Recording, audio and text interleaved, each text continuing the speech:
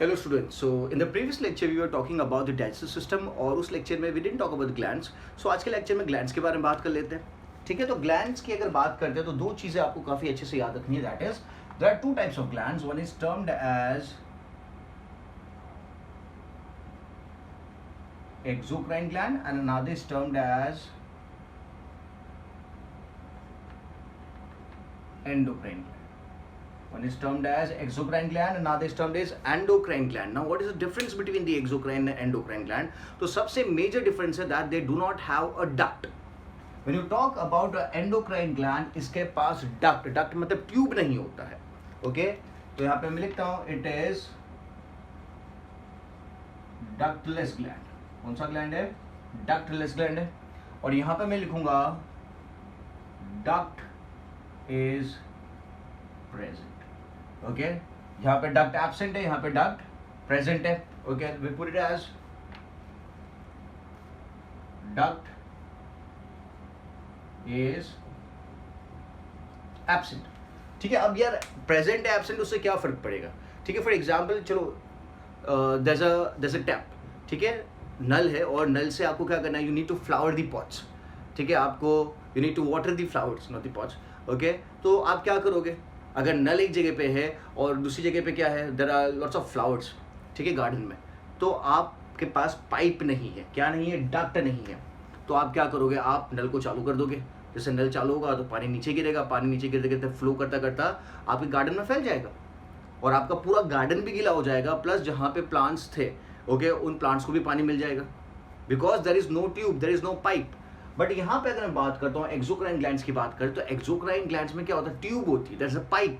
अगर उस नल के साथ मैं पाइप को अटैच कर दूँ, ठीक है, तो क्या होगा? उस पाइप के थ्रू मैं स्पेसिफिक प्लांट्स को जो मैंने जहाँ पे लगा रखे मेरे गार्डन में उनको मैं वाटर कर सकता हूँ. अब क्या होगा? पूरा गार्डन गीला नहीं होगा. जहाँ पे प्लांट्स है वहाँ पे डायरेक्टली मैंने क्या कर दिया? मैंने पानी पिला दिया. मतलब वाटर वेस्टेज ज़्यादा नहीं हो रहा है और directly water is reaching to the site where it is required. Site कौन सी? फ्लावर्स है. तो दिस इज ओनली प्रेजेंट जब ग्लैंड्स के पास क्या प्रेजेंट हो? ट्यूब प्रेजेंट हो. तो जब ट्यूब प्रेजेंट है तो डायरेक्टली आप कहाँ पे सिक्रीट कर सकते हो? Directly on the target organ. पर जब ट्यूब प्रेजेंट नहीं है तो आपको क्या करना पड़ेगा? जो हार्मोन्स उनको रिलीज करना पड़ेगा. कहाँ पे रिलीज करेगा? ब्लड में रिलीज करेगा. Getting the whole idea? अगर मेरे पास गार्डन है, गार्डन में फ्लावर्स लगे हुए और मुझे उनको वाटर करना है, ठीक है, तो मेरे पास पाइप नहीं है, तो मैं क्या करूँगा? नल को चालू कर दूंगा. नल चालू होगा तो क्या होगा? पानी पूरे गार्डन में फैलेगा धीरे धीरे. तो पूरे गार्डन में जब पानी फैलेगा तो it would reach to the flowers also. Flowers भी फिर पानी एब्जॉर्ब कर लेंगे. But if I have a tube, if I have a pipe, तो मैं क्या करूँगा? नल के साथ कनेक्ट कर दूंगा और कनेक्ट करने के बाद I can take that pipe and put water to each and every flower individually. तो मेरा पूरा गार्डन गीला नहीं होगा. ओनली जहाँ पे प्लांट्स मैंने डाले थे वहीं पे क्या होगा? गार्डन गीला होगा. Because I have a pipe, I have a tube, I can directly target the flowers, I can directly target the organs. तो यहाँ पे अपन लिखते हैं एक्सोक्राइन ग्लैंड में डक्ट प्रेजेंट. इसके वजह से बेनिफिट क्या है? डायरेक्टली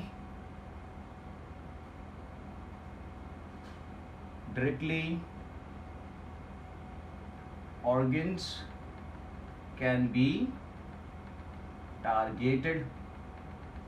आप डायरेक्टली आपका जो हार्मोन्स है उनको आप टारगेट कर सकते हो पर्टिकुलर ऑर्गन के ऊपर. एंडोक्राइन ग्लैंड्स की बात करें तो यहाँ पे क्या लिखेंगे? Directly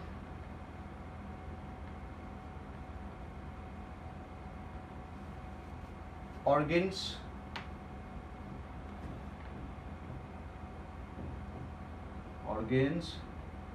cannot be targeted. ठीक है, क्यों यहाँ पे आपको ऑर्गन्स को डायरेक्टली आप टारगेट कर पा रहे हो? बिकॉज यहाँ पे duct present, because duct is present. अब यहाँ पे डायरेक्टली आप टारगेट नहीं कर पा रहे हो तो यार हार्मोन को कहाँ रिलीज करेंगे? तो यहाँ पे हम लिखते हैं हार्मोन ग्लैंड्स प्रोड्यूस करेगी हार्मोन्स, या फिर I can put it as, या फिर enzymes are secreted in blood. क्या होगा? ब्लड में सिक्रीट होगा. ओके, यहाँ पे स्पेसिफिकली अगर मैं बात करूं तो I put it as hormones और एंजाइम्स की जगह पे मैं लिखूंगा secretions are secreted in blood. जो भी सिक्रीशन है इनका secretions are secreted in blood, ठीक है, and secretion reach target organ, किसके थ्रू, ट्यूब तो है नहीं, तो secretion reach target organ through blood, blood के थ्रू ट्रैवल करेगा एंडोक्राइन ग्लैंड का सिक्रीशन, ठीक है। तो आपको ये याद रखना है कि एंडोक्राइन सिक्रीशन, एंडोक्राइन ग्लैंड्स के पास डक्ट नहीं है, इसलिए वो सिक्रीट कहाँ करते हैं, secretions are secreted in the blood, और वो ब्लड के थ्रू ट्रैवल करेगा सिक्रीशन, और कहाँ रीच करेगा, टारगेट ऑर्गन पे, टारगेट ऑर्गन पे रीच करेगा। बल्कि यहाँ पे अगर बात करें तो डक्ट प्रेजेंट होने की वजह से क्या होगा, directly organs can be targeted, directly organs can be targeted, समझ में आ गया। तो यहाँ पे मैं लिख देता हूँ, secretion is secreted through, secretion is secreted through duct, through a tube,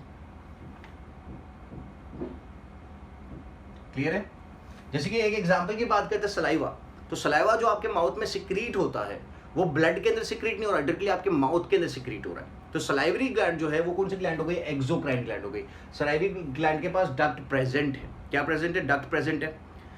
एक और हार्मोन की अगर मैं बात करता हूँ जिसका नाम है एडीएच, एंटी डायूरेटिक हार्मोन या फिर वैसोप्रेसिन, जो पिट्यूटरी ग्लैंड प्रोड्यूस करता है, तो उसका रिक्वायरमेंट कहाँ पे होता है, that is required by the kidney, that is required by the kidney. तो अब क्या होगा, पिट्यूटरी ग्लैंड उसको ब्लड में रिलीज कर देगा, ब्लड पूरी बॉडी में मूव करता है, तो जब वो ब्लड पहुंचेगा किडनी के पास तो किडनी क्या करेगी, उस हार्मोन को एब्जॉर्ब कर लेगी, ठीक है। पिट्यूटरी ग्लैंड ने जो हार्मोन प्रोड्यूस किया जिसका नाम है एडीएच, एंटी डायूरेटिक हार्मोन या फिर वैसोप्रेसिन, वो ब्लड से फ्लो होता हुआ कहाँ जाएगा, वो जाएगा ब्लड से फ्लो होता हुआ किडनी के पास। तो ब्लड से फ्लो होता हुआ जा रहा है, दैट मीन्स जो पिट्यूटरी ग्लैंड है वो कौन सी ग्लैंड हो गई, इट्स एंडोक्राइन ग्लैंड, ठीक है। तो अगर ब्लड के थ्रू पास हो रहा है तो आप बोलोगे एंडोक्राइन, अगर डक्ट के थ्रू पास हो रहा है तो आप बोलोगे एक्सोक्राइन है। Done. So let's move ahead and will talk about the glands in specific now. तो एक ग्लैंड जो है interesting gland, that is pancreas. कौन सी ग्लैंड है, पेनक्रियास है, ओके। पेनक्रियास को एक टर्म दे रखा है, pancreas is termed as dual gland. कौन सा ग्लैंड कहा जाता है पेनक्रियास को, it is termed as dual gland, ठीक है। अब डुअल ग्लैंड क्यों कहा जाता है, क्योंकि it works as exocrine and endocrine। वो दो तरीके से काम करती है, it works as ductless gland as well as duct वाला ग्लैंड, ठीक है। लोकेशन की बात करते हैं तो it is located below the stomach, below the stomach. जैसे अपने स्टमक बनाया था इस तरीके से,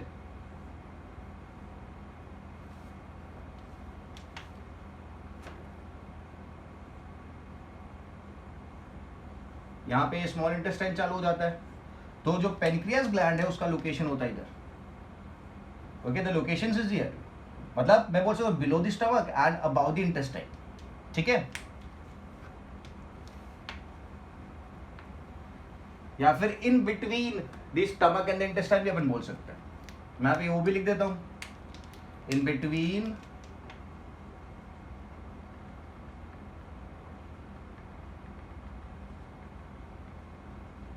स्टमक एंड इंटेस्टाइन, ठीक है। So that is the pancreas, it's a dual gland, exocrine भी है, एंडोक्राइन भी है। लोकेटेड डुअल ग्लैंड इसलिए कहा जा रहा है बिकॉज एंडोक्राइन भी और एक्सोक्राइन भी लोकेटेड बिलो द स्टमक या फिर in between the stomach and the intestine. अब ये काम क्या कर रहा है, what is it performing, what is it doing. So if I look at the structure of the gland, it looks like this, okay. It's a lobulated gland, मतलब काफी सारे लोब्यूल्स आपको देखने को मिलेंगे। अब इसके अंदर जो डक्ट बाहर आती है,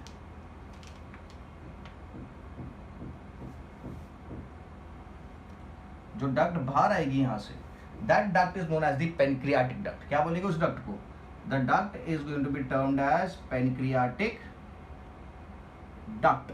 and where does it open, तो आपको याद रखना, it opens into small intestine,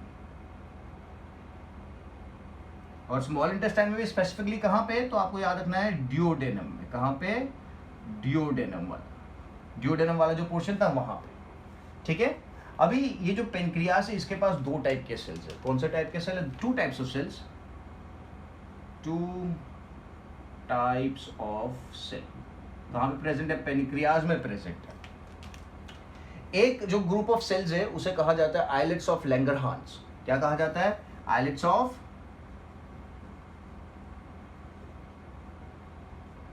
these are the group of the cells I am talking about.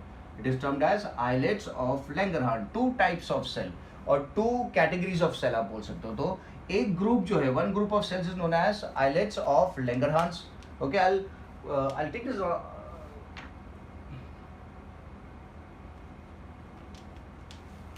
I'll put it as pancreatic cells.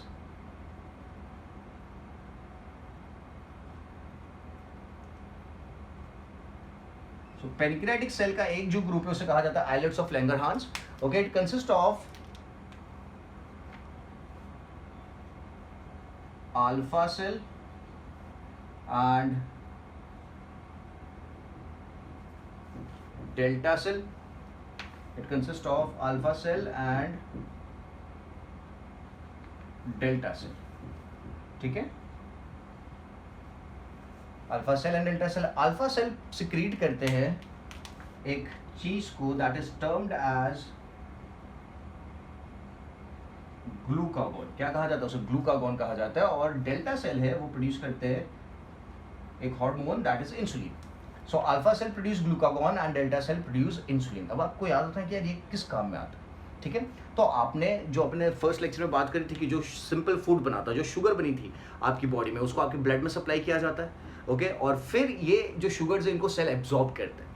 जो सिंपल फूड था उसको आपके ब्लड में सप्लाई किया जाएगा और फिर इन्हें कौन एब्जॉर्ब करेगा? इनको सेल्स एब्जॉर्ब करेगा और फिर क्या करेगा? उनमें से एनर्जी निकालेंगे। तो सेल जब एब्जॉर्ब करते हैं तो उनको हेल्प कौन करता है? तो उनको हेल्प करता है insulin. Insulin helps in absorption of sugar from the blood to the cell, ठीक है। किस काम में इंसुलिन काम कर रहा है? तो अपन लिखेंगे helps in absorbing sugar from blood and delivering it to cell to perform what process? To perform the process of energy production. Alpha cell क्या करते हैं? तो अल्फा सेल, अच्छा अगर मेरी बॉडी में इंसुलिन नहीं होगा, okay, if there is no insulin my body what is going to happiness, okay, मेरी बॉडी में जो शुगर था, जो ब्लड के अंदर शुगर आया, मेरा खाना खाने के बाद मैंने जो शुगर बना, वो शुगर को सेल एब्जॉर्ब नहीं कर पाएगा क्योंकि सेल हेल्प कौन करता है? इंसुलिन करता है। Helps in absorbing sugar from the blood and delivering it to the cell. ये कौन करेगा? इंसुलिन करेगा। अगर इंसुलिन एब्सेंट है तो मेरी बॉडी के अंदर क्या होगा? मेरी बॉडी के पास शुगर का प्रोपोर्शन बढ़ता जाएगा और उस कंडीशन को क्या कहा जाता है? That condition is termed as diabetes, ठीक है। तो अभी आपको पता चल जाना चाहिए डायबिटीज क्यों होता है। डायबिटीज इसलिए होता है क्योंकि पेनक्रियास ठीक से इंसुलिन प्रोड्यूस नहीं कर पा रहा है। There is no production of insulin या फिर लो प्रोडक्शन ऑफ इंसुलिन। तो जब इंसुलिन नहीं होगा तो आपके ब्लड में शुगर का प्रोपोर्शन बढ़ा रहेगा क्योंकि आपका जो ब्लड शुगर है वो सेल के पास नहीं जा पाएगा क्योंकि इंसुलिन एब्सेंट है और सेल एनर्जी प्रोड्यूस नहीं कर पाएगी। इसलिए जो डायबिटिक पेशेंट्स होते हैं वो थोड़े वीक होते हैं, उनमें एनर्जी का प्रोडक्शन काफ़ी कम होता है, थोड़े लीजी भी होते हैं, ठीक है। अल्फा सेल प्रोड्यूस करता है ग्लूकागॉन। क्या करता है? अल्फा सेल प्रोड्यूस करता है ग्लूकागॉन। ग्लूकागॉन का काम होता है to increase the sugar level, ठीक है। मुझे रब करना पड़ेगा, I need to rub this things down, ठीक है।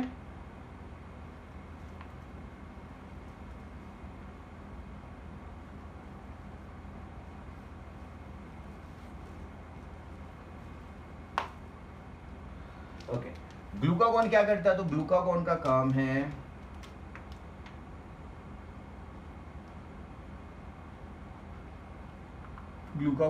है to increase sugar level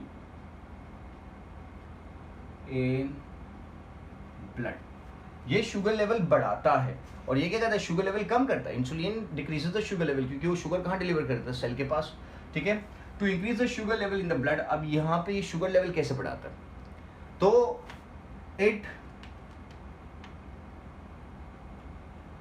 breaks down fat, या फिर जो चर्बी है ना अपनी बॉडी में उसको ब्रेक डाउन करता है, ब्रेक्स फैट और ग्लाइकोजन इनटू शुगर। ठीक है, इस तरीके से वो क्या करता है, जो a person who is dieting, अगर वो खाना नहीं कंज्यूम कर रहा है, ठीक है, तो एक्सटर्नल सोर्स से तो आपको खाना नहीं मिल रहा है because the person is on a diet, तो उसकी बॉडी में डाइजेशन के थ्रू शुगर का फॉर्मेशन नहीं हो पाएगा ना, सिंपल फूड का फॉर्मेशन नहीं हो पाएगा क्योंकि खाना खाया नहीं है। तो यार पर बॉडी को तो एनर्जी चाहिए, तो बॉडी क्या करेगी, ग्लूकागॉन को रिलीज करेगी, और ग्लूकागॉन क्या करेगा, जो चर्बी थी, जो फैट था, उस फैट में से क्या करेगा, शुगर निकालेगा। तो लिखा है breaks fat into sugar, okay, और फिर क्या करेगा, उसको डिलीवर कर देगा ब्लड में, and delivers sugar to blood. ठीक है, तो जो चर्बी थी उसमें से उसने शुगर निकाला और उसको डिलीवर कर दिया कहां पे, ब्लड में। तो क्या होगा, ब्लड में शुगर का लेवल बढ़ जाएगा, वही लिखा आपने, to increase the sugar level in the blood, और फिर इंसुलिन प्रोड्यूस होगा। इंसुलिन क्या करेगा, उस शुगर को डिलीवर करेगा सेल के पास, और फिर सेल क्या करेगी, उसमें से एनर्जी बनाएगी। ठीक है, तो दोनों जो हार्मोन्स है, एक क्या कर रहा है, एक शुगर का लेवल, इंसुलिन शुगर का लेवल कम कर रहा है और ये शुगर का लेवल बढ़ा रहा है। तो दोनों हार्मोन्स अपोजिट काम कर रहे हैं, दोनों हार्मोन्स अपोजिट काम कर रहे हैं, इसलिए मैं यहाँ पे लिखूंगा glucagon and insulin are contradictory hormones. क्या बोलेंगे, टर्म्ड एज कॉन्ट्राडिक्टरी हार्मोन्स।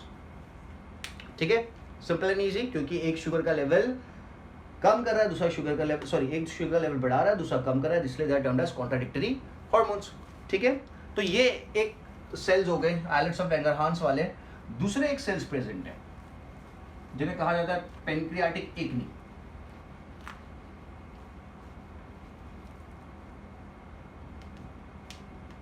दूसरे जो सेल्स है उन्हें कहा जाता है पेनक्रियाटिक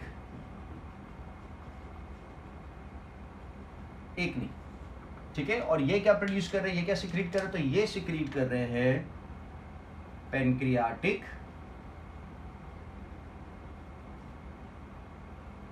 जूस। क्या सिक्रीट कर रहे हैं, पेनक्रियाटिक जूस सिक्रीट कर रहे हैं। पेनक्रियाटिक जूस में क्या होगा, तो पेनक्रियाटिक जूस में होगा पेनक्रियाटिक अमाइलेज, लाइपेज का ब्रेकडाउन करेंगे, लिपिड्स का ब्रेकडाउन करेंगे, then there is pancreatic amylase. ठीक है, इस तरीके से एंजाइम्स हो गए, ये एंजाइम्स क्या करेंगे, this are the constituents of pancreatic juice. ठीक है, लाइपेज है, अमाइलेज है, तो they would break down the food. Okay, अब ये जो पेनक्रियाटिक एक्नी का जो सेल्स है, ये दो चीजें प्रोड्यूस कर रहा है, उनको रिलीज कहाँ किया जाएगा, इंटेस्टाइन में जो ड्यूडेनम वाला पोर्शन था वहां पर रिलीज किया जाएगा। मतलब they are dealing with the process of digestion, और जो ग्लूकागॉन और इंसुलिन थे वो शुगर का लेवल बढ़ाना और कम करने का काम कर रहे थे। तो यहाँ पे जो पेनक्रियाटिक जूस है ये किसके थ्रू डिलीवर किया जाता है, it is delivered through the duct. कौन सी duct, pancreatic juice is delivered through duct to intestine। कौन सी डक्ट, तो पेनक्रियाटिक डक्ट। ठीक है, तो इसलिए डक्ट के थ्रू काम हो रहा है। तो पेनक्रियास जब ये चीजों को सिक्रेट कर रही है, पेनक्रियाटिक जूस को सिक्रेट कर रही है, तो we can term the pancreas as exocrine. क्या बोल सकते हैं, we can term the pancreas as exocrine in terms of secretion of pancreatic juice. But जब वो सिक्रेट करे इंसुलिन एंड ग्लूकागॉन, तो मैं यहां पे लिखता हूं insulin and glucagon are delivered in blood, insulin and glucagon are delivered in blood, उसे ब्लड में रिलीज किया जाता है। तो उस केस में आप पेनक्रियाटिक ग्लैंड को क्या बोलोगे, इट्स अ एंडोक्राइन ग्लैंड, क्योंकि सिक्रेशन क्या हो रहा है, ब्लड के अंदर हो रहा है। ठीक है, तो दिस इज पेनक्रियास। पेनक्रियास में क्या क्या प्रोड्यूस हो रहा है, पेनक्रियाटिक जूस प्रोड्यूस हो रहा है। कौन कर रहा है, जो सेल्स है जिनका नाम है pancreatic acne, pancreatic juice secrete कर रहे हैं, और वो जूस को डिलीवर किया जाएगा through pancreatic duct to the intestine, इसलिए एक्सोक्राइन हो गया। इसलिए क्या हो गया, एक्सोक्राइन हो गया। और दूसरे जो सेल्स है जिनका नाम अपन ने बोला, that is islets of Langerhans, वो क्या प्रोड्यूस कर रहे हैं, insulin and glucagon. Insulin sugar level कम करता है, ग्लूकागॉन शुगर लेवल बढ़ाता है, और ये ब्लड के अंदर रिलीज होते हैं। तो उस केस में आप पेनक्रियास को क्या बोलोगे? It is going to be termed as endocrine gland. तो पेनक्रियास दोनों ग्लैंड का काम कर रही है, एंडोक्राइन का भी काम कर रही है, एक्सोक्राइन का भी काम कर रही है। इससे अपन ने क्या नाम लिखा था? Pancreas is termed as the dual gland, it is termed as the dual gland. ठीक है, दूसरी जो ग्लैंड एसोसिएटेड है that is the liver, it is the liver. ठीक है, लिवर की अगर बात करते हैं, लिवर कुछ इस तरीके से, okay, liver is going to be like this.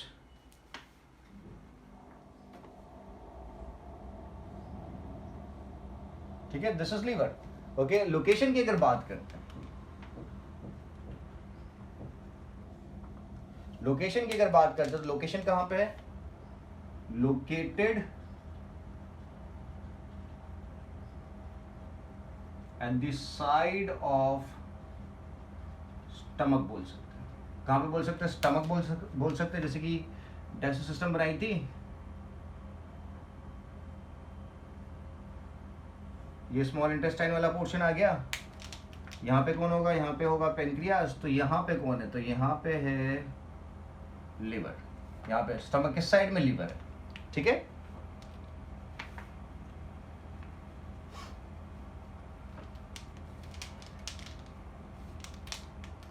It is the largest gland. Okay, it is the largest gland, ये आपको याद रखना है।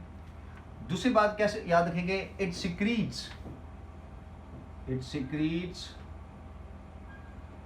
बाइल। क्या सिक्रीट करता है? बाइल सिक्रीट करता है। ठीक है, जिसका सिक्रीशन उसे बाइल कहा जाता है। और आपको याद रखना है, बाइल डाइजेशन नहीं करता, बाइल करता है emulsification of fat. Bile performs emulsification, bile performs emulsification of fat. तो एमल्सिफिकेशन ऑफ फैट क्या होता है? ओके, तो आपको याद रखना है, फैट के जो मॉलिक्यूल्स होते हैं वो काफी बड़े होते हैं। क्या होते हैं? काफी बड़े होते हैं। तो जो एंजाइम इसके ऊपर ऐड करता है, लाइपेज, जो एंजाइम इसको डाइजेस्ट करने की कोशिश करता है, वो ब्रेक करता है पर वो अच्छे से नहीं कर पाता क्योंकि इसका सरफेस एरिया काफी ज्यादा है। ठीक है, तो एमल्सिफिकेशन में क्या होता है कि बाइल जो होता है वो इस बड़े से फैट के मॉलिक्यूल को छोटे छोटे मॉलिक्यूल्स में कन्वर्ट कर देता है। Big fat globule is converted into small globules. ठीक है, तो अब क्या होगा? ये जो एंजाइम था लाइपेज, ये अब इसको अच्छे से डाइजेस्ट कर पाएगा, ये जो था उसको अच्छे से डाइजेस्ट कर पाएगा। ठीक है, तो लाइपेज डाइजेस्ट करता है फैट को, बाइल डाइजेस्ट नहीं करता। तो आपको याद रखना है, बाइल करता है emulsification, that is conversion of a big globule into a smaller globules. ठीक है, that is known as emulsification of fat. Clear है? समझ में आया? Done? Now liver के पास एक छोटा सा यहाँ पे पाउच होता है। ओके, उस पाउच को कहा जाता है गॉल ब्लेडर। क्या कहा जाता है? Gall bladder. और गॉल ब्लेडर का काम है, इट स्टोर्स बाइल। ठीक है, और लिवर का क्या काम है? सिक्रीट करना, बाइल को प्रोड्यूस करना। तो कंफ्यूजन होता है हमेशा कि यार लिवर और गॉल ब्लेडर में डिफरेंस क्या है? तो गॉल ब्लेडर क्या कर रहा है? स्टोर कर रहा है बाइल को। ये बाइल बना कहां पे? तो बना है लिवर के अंदर। ठीक है, गॉल ब्लेडर के साथ जो डक्ट एसोसिएटेड है, जो डक्ट है, उसे कहा जाता है सिस्टिक डक्ट। क्या कहा जाता है? Cystic duct. और यहां पे जो डक्ट प्रेजेंट है that is termed as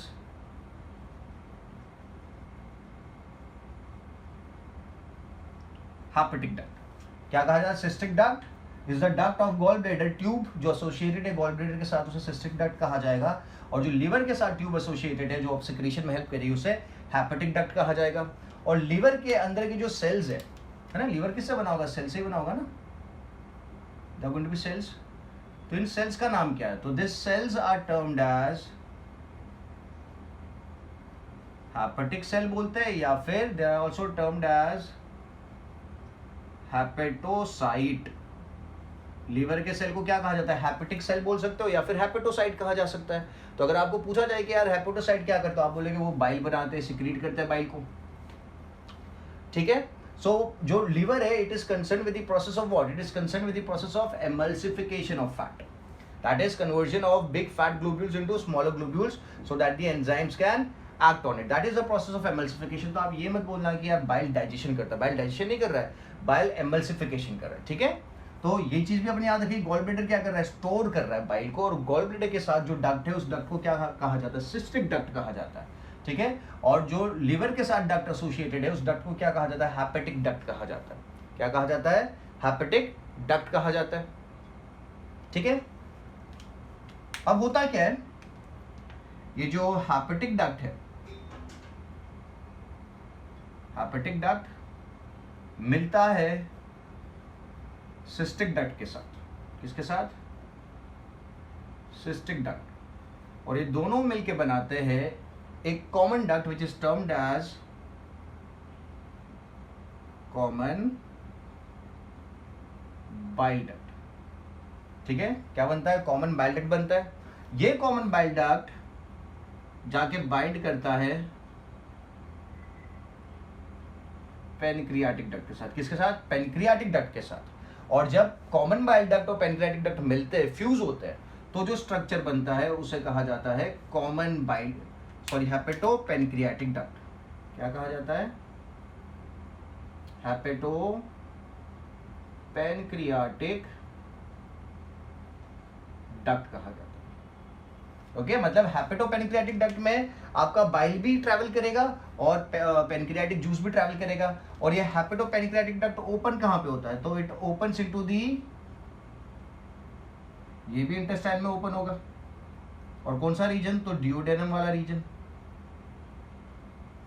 ठीक है, क्लियर है। तो पेनक्रियाटिक डक्ट अकेले ओपन नहीं होता, it opens with the common bile duct, ठीक है। तो आपको ये मुझे बताना है, जो लीवर है, जिसमें मैंने पेनक्रियास के बारे में क्या बोला कि pancreas is a dual gland, pancreas is a dual gland, तो आपको बताना है कि लीवर क्या है। लीवर मैंने लिख दिया लार्जेस्ट ग्लैंड है, बट लीवर एंडोक्राइन ग्लैंड है या एक्सोक्राइन ग्लैंड है, ये आपको मुझे व्हाट्सएप पे मैसेज करके बताना है, ठीक है। So liver is a endocrine gland और exocrine gland, you need to tell me through WhatsApp, ठीक है। क्या काम कर रहा है, एमल्सिफिकेशन कर रहा है, डाइजेशन नहीं कर रहा है, एमल्सिफिकेशन, दैट इज बड़ा सा फैट का जो ग्लोब्यूल है उसको तोड़ के छोटे फैट के ग्लोब्यूल्स में कन्वर्ट करना, क्लियर है। एक और चीज अपन लिख लेते हैं कि यहाँ पे it also creates alkaline medium, क्या करता है, चलो आप याद रख लें, it also creates alkaline medium, ठीक है, सिंपल एंड इजी।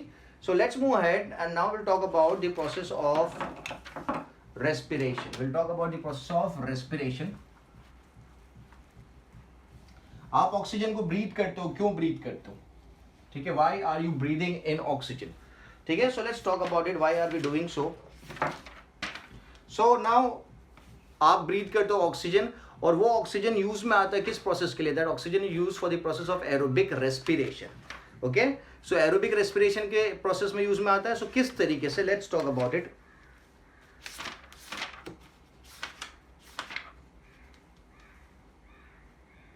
ठीक है, सो किस तरीके से वो काम में आता है, तो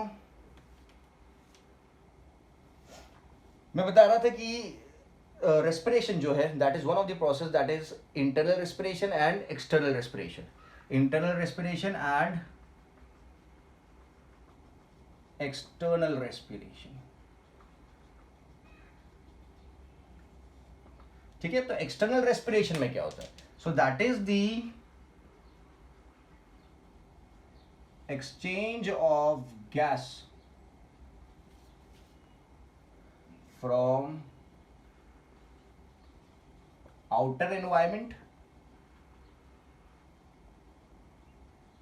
exchange of gas between the outer environment and living organism, मतलब यहां पे क्या होता है, आप इनटेक किसको करते हो, आप O2 को इनटेक करते हो, और आपकी बॉडी रिलीज क्या करती है, CO2 रिलीज करती है। मतलब O2 आपने कहां से लिया, तो O2 आपने लिया एनवायरमेंट से, और CO2 कहां से रिलीज किया, तो बॉडी से। तो ये हो गया exchange of gas from outer environment and living organism, exchange of gas between, I put it as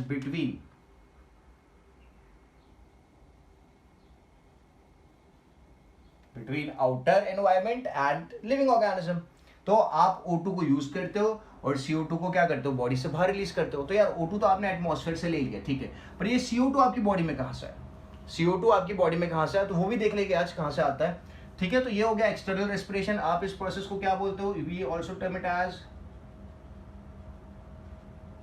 breathing. क्या कहा जाता है, ब्रीदिंग कहा जाता है, ठीक है। एक और रेस्पिरेशन जो है that is termed as internal respiration. क्या कहा जाता है, इंटरनल रेस्पिरेशन कहा जाता है। और इंटरनल रेस्पिरेशन कौन करता है, सो यहाँ पे एक प्रोसेस है इंटरनल रेस्पिरेशन का जिसे we term it as respiration, aerobic respiration की मैं बात करता हूँ, aerobic respiration which is seen in higher plants and animals, higher plants and animals में देखा जाता है, ठीक है। तो ये प्रोसेस में क्या होता है, तो इस प्रोसेस में क्या किया जाता है, यहां पे cell produce energy, cells produce energy with the help of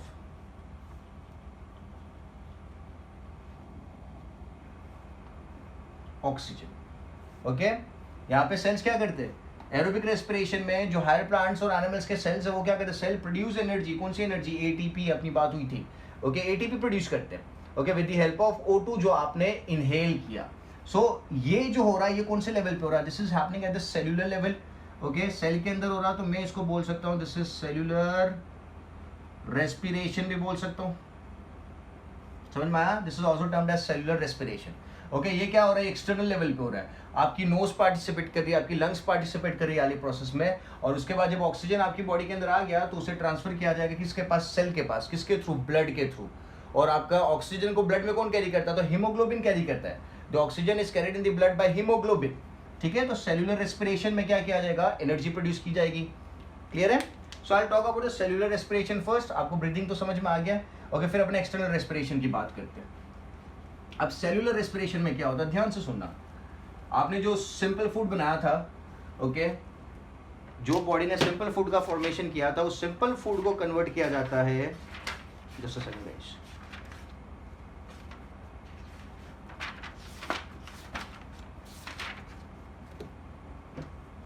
जो सिंपल फूड आपने बनाया था डाइजेशन के थ्रू, ठीक है, उस सिंपल फूड से एनर्जी निकाली जाती है। तो एनर्जी कैसे निकालते हैं, तो यहाँ पे अपन यूज करते हैं सिंपल फूड को O2 से ट्रीट करते हैं, ऑक्सीजन रिएक्ट करता है और ऑक्सीजन क्या प्रोड्यूस करके देता है, आपको मिलेगी एनर्जी, मिलेगा आपको मेटाबॉलिक वाटर मिलेगा और आपको मिलेगा CO2, ठीक है। तो जो CO2 आप एक्सेल करते हो, CO2 किसके थ्रू आता है, सेल्यूलर रेस्पिरेशन के थ्रू आता है, किसके थ्रू आता है, सेल्यूलर रेस्पिरेशन के थ्रू होता है, ठीक है। यहाँ पे जो प्रोसेस है, यहाँ पे मैंने ऑक्सीजन यूज किया, तो ऑक्सीजन अगर यूज किया है तो मैं इस प्रोसेस को बोल सकता हूं ऑक्सीडेशन हो रहा है, ठीक है। ये जो CO2 है, ये CO2 आपकी बॉडी क्या करती है, रिलीज करती है, कि अगर आप CO2 रिलीज नहीं करोगे तो आपकी बॉडी में CO2 का बिल्डअप हो जाएगा और आपकी डेथ हो जाएगी। इसलिए आपने देखा होगा कि अगर आप किसी की नोज पकड़ लो, दबा दो या गला दबा दो, तो एक्सचेंज ऑफ गैसेस नहीं हो पाएगा, डिफ्यूजन नहीं हो पाएगा, और क्या होगा, CO2 बॉडी में बढ़ जाएगा और जो बंदा है उसकी डेथ हो जाएगी, ठीक है, क्लियर है। तो यहाँ पे ये प्रोसेस होता है सेल के अंदर, तो किस तरीके से होता है, तो अभी अपन देखते हैं। सिंपल फूड जो है यहाँ पे आपको याद रखना है, that is going to be glucose, that is going to be glucose. Glucose को अपन ट्रीट करते हैं किसके साथ, ऑक्सीजन के साथ ट्रीट करते हैं, किसके साथ ट्रीट करते हैं, ऑक्सीजन के साथ ट्रीट करते हैं। आई put it in a step,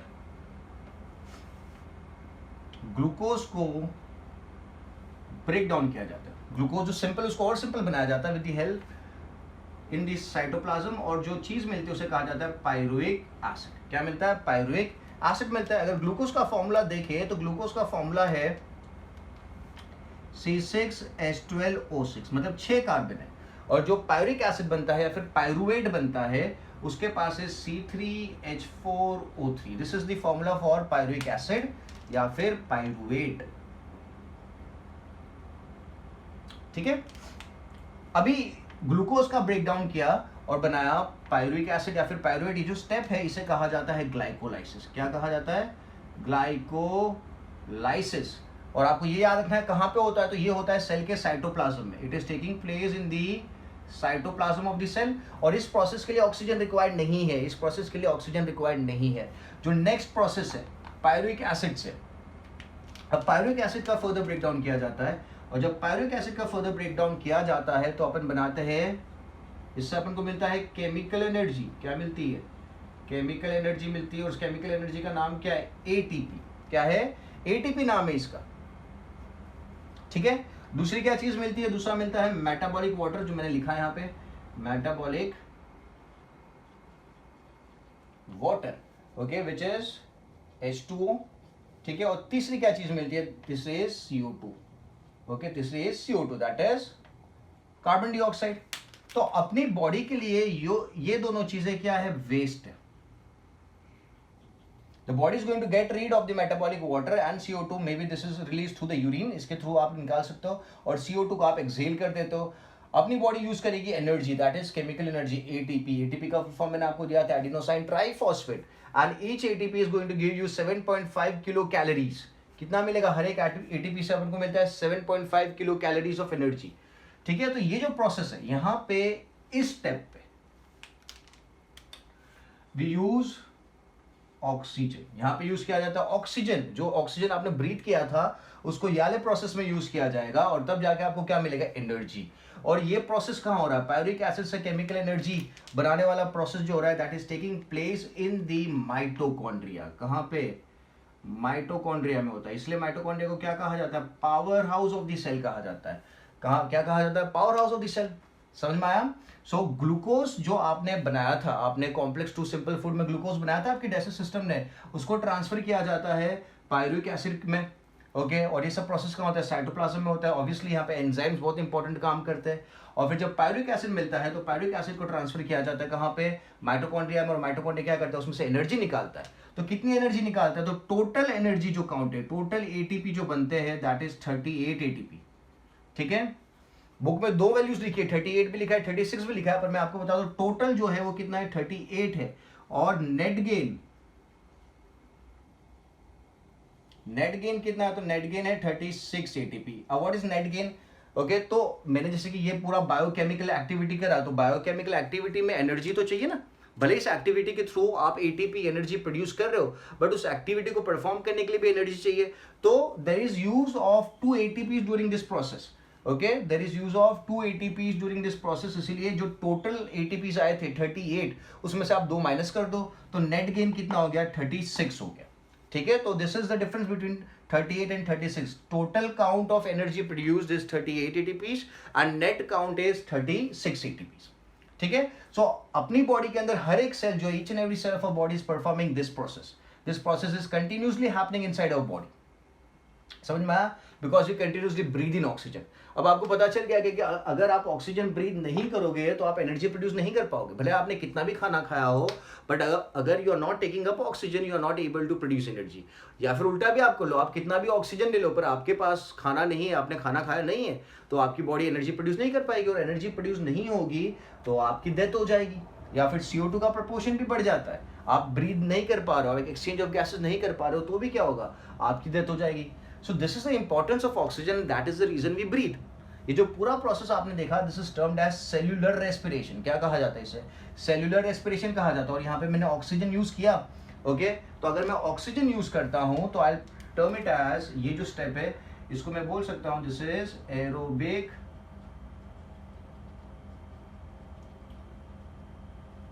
respiration. क्या कहा जाता है? एरोबिक रेस्पिरेशन कहा जाता है, ठीक है। सिंपल समझ में आ गया? तो एवरी हायर एनिमल, मैं यहां पे लिख देता हूं एवरी यूकैरियोटिक सेल, यहां पे लिखते हैं एवरी यूकैरियोटिक सेल। पता है ना यूकैरियोटिक सेल क्या होता है? Is going to perform the process of cellular respiration in this way, ठीक है। Every eukaryotic cell is going to perform it in this way, ठीक है।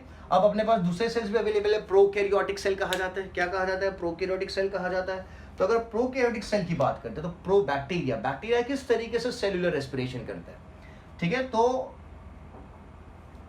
ये चीज को मैं चेंज करूंगा। ये बैक्टीरिया के केस में थोड़ा सा डिफरेंस आता है, ओके। डिफरेंस, ये जो स्टेप है ग्लूकोज टू पायरुविक एसिड, ये सेम रहने वाला है। Because bacteria is not using oxygen. तो जो एंड प्रोडक्ट है उसमें थोड़ा सा डिफरेंस आएगा, okay, and the difference is going to be this step is common, ये आपको याद रखना है, ये bacteria prokaryotic cell and eukaryotic cell के लिए कॉमन है। अब यहाँ पे क्या होगा, यहाँ पे ऑक्सीजन यूज नहीं किया जाता है, तो जब ऑक्सीजन यूज नहीं किया जाता है तो नो O2 यूज्ड, ठीक है। तो अगर O2 यूज नहीं किया जाएगा तो will term it as what process, anaerobic cellular respiration है, करेक्ट है, बट यहाँ पे ऑक्सीजन यूज में नहीं आ रहा है।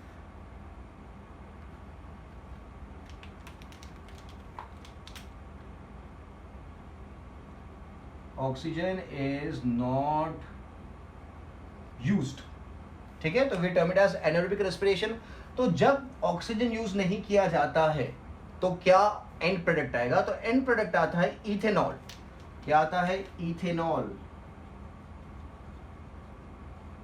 क्या आता है, इथेनॉल नाम का प्रोडक्ट आता है, और इथेनॉल के साथ एक और चीज आती है, that is carbon dioxide.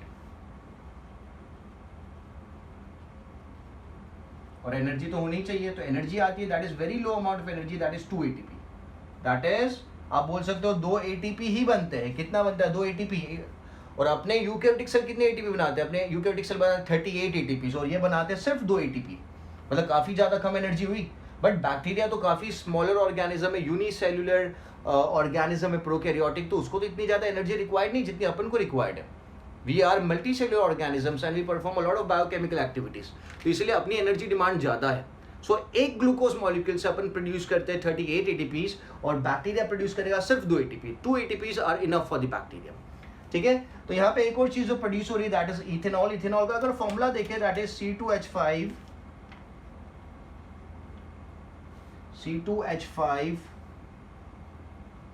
OH। क्या फॉर्मूला है, C2H5OH, क्लियर है। अब ये वाला जो स्टेप है ये कॉमन है किसके लिए, प्रोकैरियोट्स के लिए और यूकैरियोट्स के लिए। ये वाला जो स्टेप है ये सिर्फ आपको देखने को मिलेगा कहां पे, prokaryotic organism, okay. So this is performed by a prokaryotic cell, okay. तो उनमें जो रेस्पिरेशन है उसमें ऑक्सीजन यूज नहीं किया जाता है, और जब ऑक्सीजन यूज में नहीं आता है तो we term the process as anaerobic respiration, and the amount of energy produced that is very very low. कितना एनर्जी प्रोड्यूस होता है, काफी कम प्रोड्यूस होता है, ठीक है। सो दिस इज, और हाँ, दिस इज व्हाट, इथेनॉल, दारू, ओके, अल्कोहल का फॉर्मेशन होता है। मतलब ये अगर मैं देखूं तो I am talking about a process that is termed as fermentation. आप इस प्रोसेस को फर्मेंटेशन भी बोल सकते हो, क्योंकि बैक्टीरिया जब भी कोई चीज के ऊपर काम करते हैं तो वो उस चीज को सड़ाते हैं। Whenever a bacteria is eating a food material, we term it as its fermentation, वो चीज सड़ रही है, ठीक है। So the process is termed as fermentation. तो फर्मेंटेशन में क्या प्रोड्यूस होता है, इथेनॉल प्रोड्यूस होता है, दारू प्रोड्यूस होता है, और काफी कम अमाउंट ऑफ एनर्जी प्रोड्यूस होती है, और CO2 प्रोड्यूस होता है, ठीक है। आपने देखा होगा कि जब इडली बनाते हैं या फिर डोसा बनाते हैं या खमन बनाते हैं या ढोकला बनाते हैं, उसका जो डो होता है, ब्रेड भी बनाते हैं, तो उसका जो डो होता है उसको आप क्या करते हो, ओवरनाइट रखते हो, ओके, और उसमें आप यूज करते हो, यीस्ट को यूज करते हो। यीस्ट क्या करता है, एनारोबिक रेस्पिरेशन करता है। तो जब आप यीस्ट को यूज करोगे उस डो के अंदर, तो यीस्ट क्या करेगा, इथेनॉल प्रोड्यूस करेगा और कार्बन डाइऑक्साइड प्रोड्यूस करेगा, और ATP तो खुद यूज कर लेगा। अब ये कार्बन डाइऑक्साइड जो फॉर एग्जांपल ये डो है, आपने रात को रखा है, इसमें आपने यीस्ट यूज किया, तो यीस्ट क्या करते हैं, एनारोबिक रेस्पिरेशन परफॉर्म करेगा, यीस्ट परफॉर्म करेगा एनारोबिक रेस्पिरेशन, और जब वो एनारोबिक रेस्पिरेशन परफॉर्म करेगा तो क्या प्रोड्यूस होता है, इथेनॉल प्रोड्यूस होता है और कार्बन डाइऑक्साइड प्रोड्यूस होता है। कार्बन डाइऑक्साइड गैस है, जिसकी वजह से आपका जो डो है ये क्या हो जाता है, स्टार्ट स्वेलिंग अप। क्यों स्वेल हुआ है, क्योंकि CO2 है यहाँ पे, क्योंकि यहाँ पे CO2 प्रेजेंट है, वो फूल जाएगा, ओके। एंड अपन यहाँ पे क्या कर रहे हो, जो एक्टिविटी है बैक्टीरिया की, यीस्ट की, उसको आप यूज कर रहे हो in the process of what, in the process of food making, okay. Alcohol बनाने में भी आप यूज करते हो, ठीक है। तो aerobic, I am sorry, anaerobic respiration के थ्रू क्या बनेगा, CO2 बनेगा, ठीक है, और फिर आप उस चीज को कंज्यूम करते हो। तो जब आप ब्रेड बनाते हो तो ब्रेड में भी यही प्रोसेस होता है, ओवरनाइट रख देंगे तो कार्बन डाइऑक्साइड प्रोड्यूस होगा, तो डो फूल जाएगा। इडली में भी ये प्रोसेस होगा, आप ओवरनाइट रख दोगे तो जो उसका डो है वो फूल जाएगा, फिर आप क्या करते, कुक करते हो, व्हेन यू हीट इट, तो जो इथेनॉल होता है, आप बोलोगे सर दारू का तो टेस्ट नहीं आता इडली में से, ओके, क्यों नहीं आता है? Because when you cook it, when you heat it, ethanol क्या हो जाता है? इवोपरेट हो जाता है. Ethanol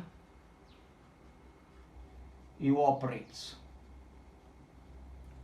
ethanol evaporates okay during the process of cooking. तो इसलिए आपको ज्यादा टेस्ट नहीं आएगा क्योंकि इथेनॉल क्या हो चुका है? इवोपरेट हो चुका है. ठीक है, तो दो टाइप के रेस्पिरेशन आपने देख लिए. आप फर्मेंटेशन बोल सकते हो, एनारोबिक रेस्पिरेशन बोल सकते हो. किस में हो रहा है? तो प्रोकैरियोटिक सेल के अंदर हो रहा है. प्रोकैरियोटिक सेल के अंदर हो रहा है. ठीक है, इसका यूज अपन करते किस में? कुकिंग में अपन यूज कर रहे हैं. दूसरी एक बात यह है कि जो मैं यहां पे लिख देता हूं 1 ATP gives 7.5 किलो कैलोरीज. कितनी कैलोरीज है? 7.5 किलो कैलोरीज दे रहा है. तो आपको मुझे बताना है जब बैक्टीरिया के केस में एक ग्लूकोज कितनी किलो कैलोरीज देगा? बैक्टीरिया के केस में एक ग्लूकोज का मॉलिक्यूल कितनी किलो कैलोरी देगा?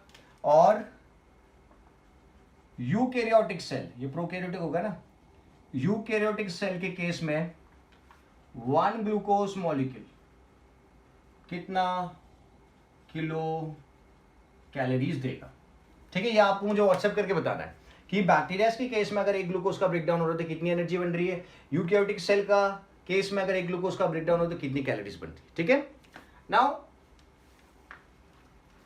कभी कभी क्या होता है कि अपनी बॉडी के अंदर ऑक्सीजन की कमी हो जाती है. किस तरीके से कमी होती है? For example if I am running, okay, तो मैं काफी ज्यादा भागा तो एक पॉइंट पे आके क्या होगा? मैं हाफ जाऊंगा. ओके, हाफ जाऊंगा मतलब मेरी बॉडी के अंदर ऑक्सीजन नहीं होगा, तो I would not be able to breathe properly, और मैं ब्रीथ नहीं कर पाऊंगा. That means I am not able to produce energy. ठीक है, फॉर एग्जाम्पल आप पुलअप्स कर रहे हो, तो आपने एक पुलअप किया, 2 पुलअप किया, फिर तीसरे पुलअप पे आपको बहुत दुखने लगता है. ओके, और आप अपने आप को पुल नहीं कर पा रहे हो, you are not able to pull it up. क्यों? क्योंकि आपकी बॉडी के अंदर एटीपी का प्रोडक्शन जीरो हो चुका है. जो भी एनर्जी अवेलेबल थी वो क्या हो गई? जीरो हो गई, बिकॉज ऑक्सीजन आप ठीक से नहीं ले पा रहे हो. And when you are not able to take oxygen properly, क्या होगा?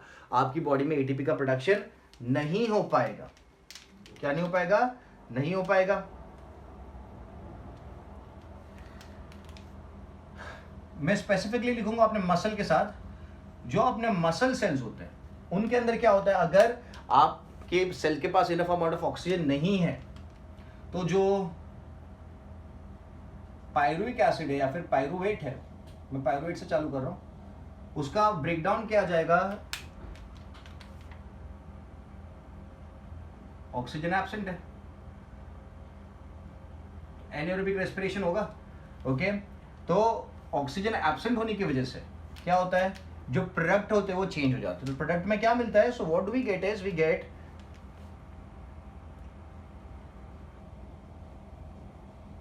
Lactic acid and very low amount of energy. Okay, lactic acid का फॉर्मूला अगर देखें सो दैट इज C3H6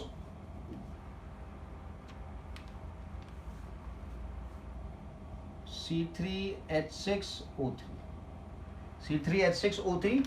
और एनर्जी कितनी है? तो खाली 2 ATP ही मिलते हैं. खाली 2 ATP मिलते हैं. मतलब जो एनारोबिक रेस्पिरेशन वाला प्रोसेस अपने सेल के अंदर भी होता है, मसल सेल के अंदर. कब? जब अपनी बॉडी के पास इनफ अमाउंट ऑफ ऑक्सीजन नहीं होता है तो अपनी बॉडी क्या करती है? पायरुविक एसिड को कन्वर्ट करती है. ओके, किस में? लैक्टिक एसिड में एंड एनर्जी में. और एनर्जी जो मिलती है खाली 2 ATP होती है. ठीक है, फिर आपको क्या करना पड़ता है? You have to take rest and when your body is filled up with oxygen, तब क्या होगा? फिर से आपका बॉडी में एनर्जी प्रोडक्शन क्या हो जाएगा? It would increase. But at that particular time जब आपके पास ऑक्सीजन नहीं है आपके मसल सेल के अंदर, तो आपकी बॉडी क्या करेगी? पायरुविक एसिड को कन्वर्ट करेगी लैक्टिक एसिड में. ठीक है, this are the products. Lactic acid क्या करेंगे? Lactic acid would make the muscle stiff, makes muscle stiff, या फिर आप बोल सकते हो functionless. Lactic acid makes the muscle stiff, या फिर आप बोल सकते हो फंक्शनलेस, मतलब आप मूव नहीं कर पाओगे. साइकिलिंग चला रहे हो, काफी टाइम से साइकिलिंग चला रहे हो, तो एक पॉइंट पे ऐसा आएगा कि यार अब मैं नहीं चला पाऊंगा. पुलअप्स कर रहे हो तो 3 के बाद ऐसा लग रहा है कि यार बहुत दुख रहा है, मैं पुलअप नहीं कर पाऊंगा. क्यों नहीं कर पाऊंगा? क्योंकि जो लैक्टिक एसिड प्रोड्यूस है, एक तो आपकी बॉडी में ऑक्सीजन का प्रोपोर्शन कम हो गया है, दूसरा जो लैक्टिक एसिड प्रोड्यूस हुआ है, इस लैक्टिक एसिड ने क्या कर दिया? आपके मसल्स को स्टिफ कर दिया, फंक्शनलेस कर दिया थोड़े टाइम पीरियड के लिए. ठीक है, आप फिर बैठोगे थोड़ी देर अच्छे से ऑक्सीजन ब्रीथ इन करोगे तो आपका लैक्टिक एसिड डिग्रेड हो जाएगा और आपकी बॉडी में फिर से एनर्जी का प्रोडक्शन बढ़ जाएगा, ठीक है।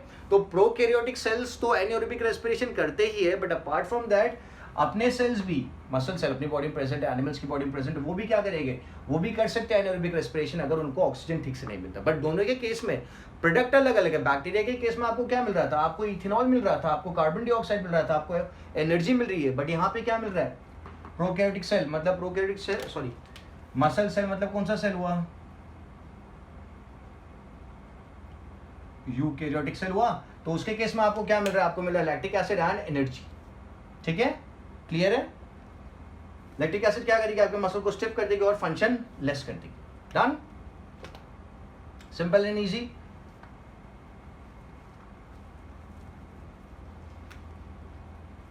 दूसरा जो प्रोसेस मैं आपको बता रहा था दैट वाज कि एक्सटर्नल रेस्पिरेशन, कि आप किस तरीके से ब्रीथ करते हो, हाउ डू यू ब्रीथ इन, ठीक है। तो एक्सटर्नल रेस्पिरेशन की अगर बात करते हैं तो आप यूज करते हो आपकी लंग्स को, आपकी नोज को।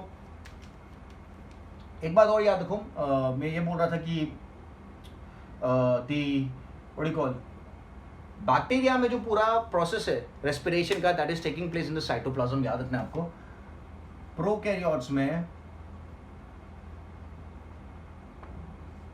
the whole process of respiration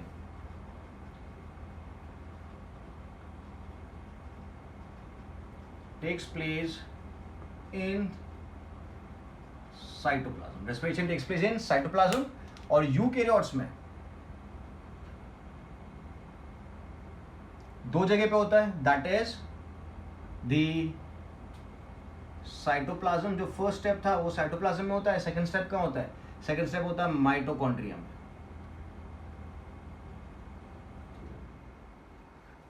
ठीक है, यूकैरियोट्स में।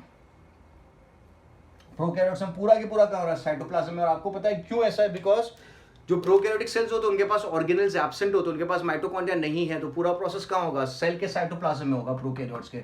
और यूकैरियोट्स के केस में क्या होगा, उनके पास तो काफी सारे ऑर्गेनेल्स प्रेजेंट है, इसलिए जो ग्लाइकोलाइसिस वाला प्रोसेस था वो कहाँ हो रहा है, साइटोप्लाज्म में हो रहा है। और एनर्जी प्रोडक्शन वाला प्रोसेस है वो हो रहा है, ग्लाइकोलाइसिस कहाँ हो रहा है, that is in the cytoplasm. और माइटोकॉन्ड्रिया में क्या हो रहा है, एटीपी प्रोडक्शन। यहां पे दोनों प्रोसेस साइटोप्लाज्म में हो रहे हैं, ठीक है। नाउ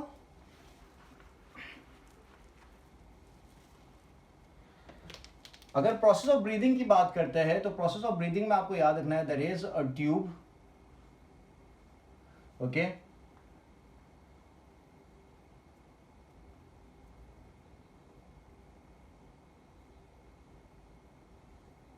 छोटा डायग्राम में बना रहा हूं,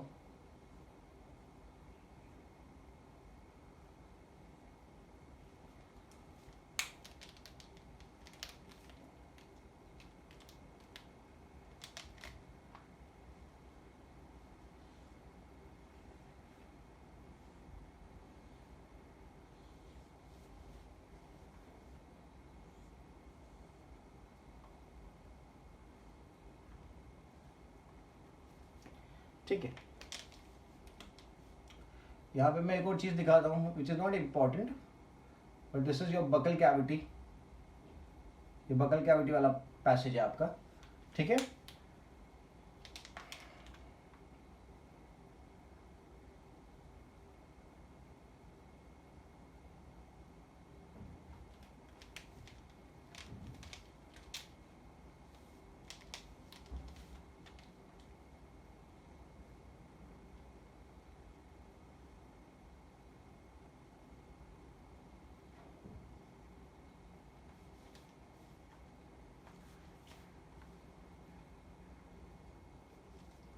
आप दोनों लंग्स को देख सकते हो, this lung is smaller compare to this. यहाँ पे एक नॉच दिख रहा है, यहाँ पे हार्ट होता है, क्या होता है, यहाँ पे हार्ट होता है।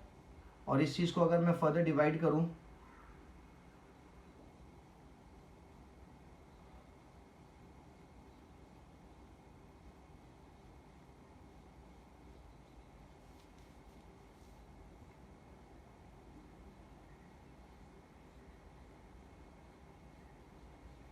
तो ये लंग्स के अंदर इस तरीके से स्ट्रक्चर होते हैं जिन्हें एल्वियोलाई कहा जाता है। क्या कहा जाता है, एल्वियोलाई कहा जाता है, ठीक है। और लंग्स के सराउंडिंग में एक मेम्ब्रेन होती है, दोनों लंग्स के सराउंडिंग में एक मेम्ब्रेन होती है, उस मेम्ब्रेन को कहा जाता है प्लूरल मेम्ब्रेन। क्या कहा जाता है? Pleural membrane. It's a protective membrane. वो क्या करता है? लंग्स को बचा के रखता है, उसके अंदर एक फ्लूइड होता है, दिस इज प्लूरल मेम्ब्रेन।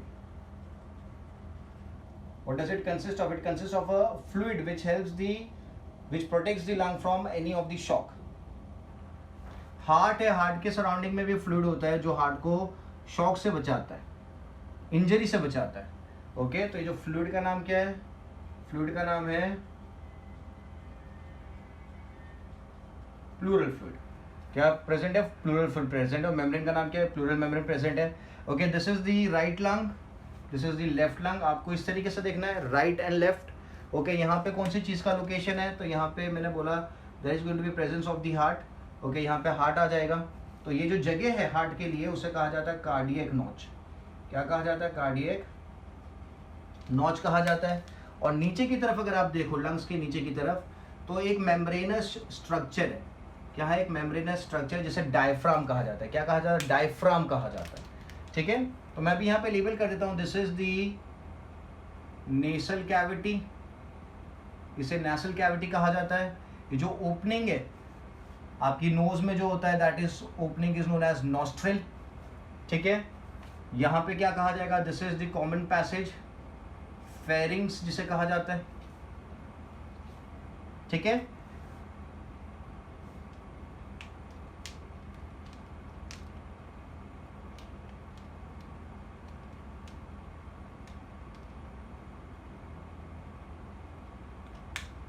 और यहाँ पे पीछे की तरफ क्या होगा? पीछे की तरफ there is going to be presence of the oesophagus. किसका प्रेजेंस होगा? यहाँ पीछे की तरफ ईसोफेगस होगा, आगे की तरफ होगा आपका विंड पाइप। ठीक है, सो ये फेरिंग्स हो गया। This is the voice box. ये क्या चीज़ है? वॉइस बॉक्स है, which is also termed as larynx. और वॉइस बॉक्स के नीचे आप देख रहे हो जो ये स्ट्रक्चर है, this is known as what?